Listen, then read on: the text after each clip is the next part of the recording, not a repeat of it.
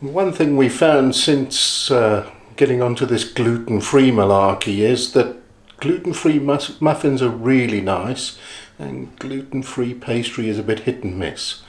But we love a mince pie, so what's the solution? Well, let's make a mince pie muffin. I'm going to make some festive mincemeat muffins, as the mincemeat gluten-free pies are a bit of a disaster. Well, we have to make it up as we go along. We need some plastic pot liners, like so, and a tray, and the oven turned on 200 degrees. We need not that one, nor that one. That one about 80. When you say that one, what is that one? Some sort of vegetable sunflowery oil of some description. Not sure what it tastes like with olive oil, so I don't recommend it. And we need to get some milk, and we splosh it up to about the 200 ish. Any sort of milk will do. This one is lactose-free milk.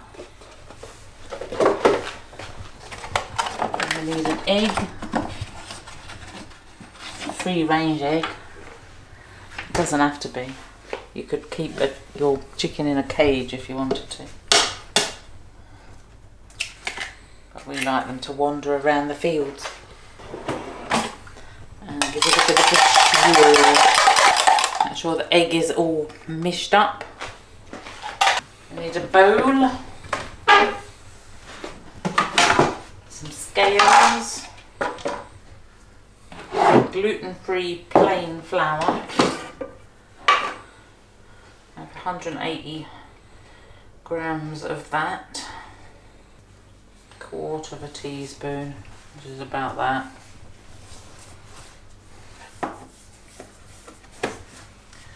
Some gluten-free baking powder,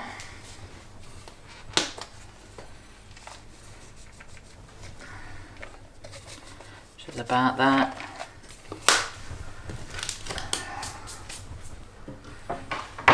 Pinch of salt, which is about that. Put your scales away. Oh no, don't put your scales away, because I've forgotten a key ingredient. Sucrose. There will be pretty minging tasting muffins without sugar in, I should imagine. Anyway, 100 grams of that. I can put the scales away.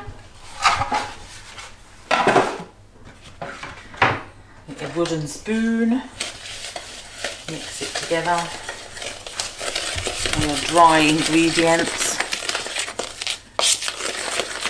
And take your egg that's been violently beaten together with some milk and oil. Mix it in, bit at a time, and mix it all together. A bit of a beating. And there you have the batter. So now we're going to do something that we haven't done before. It's all rather exciting. I'm going to get the mincemeat out of the fridge. The second fridge, because we're posh, we've got two. Well, you like to think of it as a beer fridge, but it's not really. No, I think I probably need a smaller spoon for that. So what we're going to do is we're going to layer it, she says, so that it's going to be a bit like the jam ones where you have things in the middle, but where the jam would normally be, is going to be mincemeat. Not minced beef, but pie filling So we're going to put a bit of the mixture in the bottom, just to cover up the bottom. That's like a spoonful in each. No idea how these are going to taste. I'm hoping they might be edible at least. A spoonful of sugar makes the medicine go down. One of those. Right, so there's a spoonful in each one. Looks a bit like custard. Now, put that on there for a minute. I'm going to take a teaspoon and get it in the mince pie mixture and drop it in the middle. Like that. Does this look like it's going to taste nice? I don't know. Of course it is. It's probably just find a more fattening way to eat a mince pie by putting it in a cake. So you're trying not to get it so that there's still cake around the outside of it, but you know, it's a bit hit and miss really. I've done this with jam and I've done it with Nutella, but I've never done it with mincemeat. So that looks like there's probably enough in each one.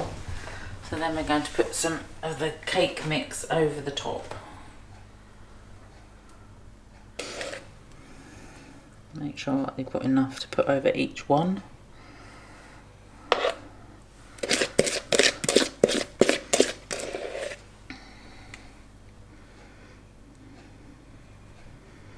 So that's most of the mixture in there.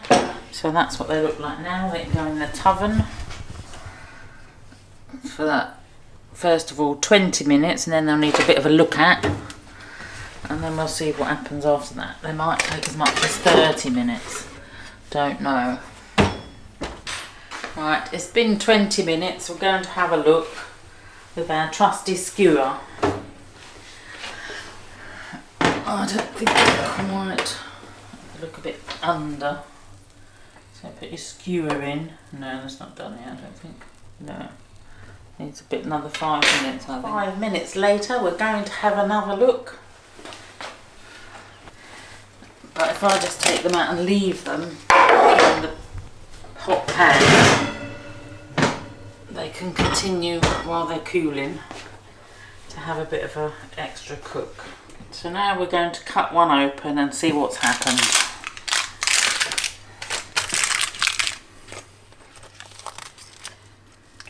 Oh, it's gone a bit stodgy at the bottom. It's a bit like, what do you call that? Jam. What's that thing when you have treacle pudding? A treacle tart. That's what it's come out like. Well, we'll have to see what it tastes like. Don't we?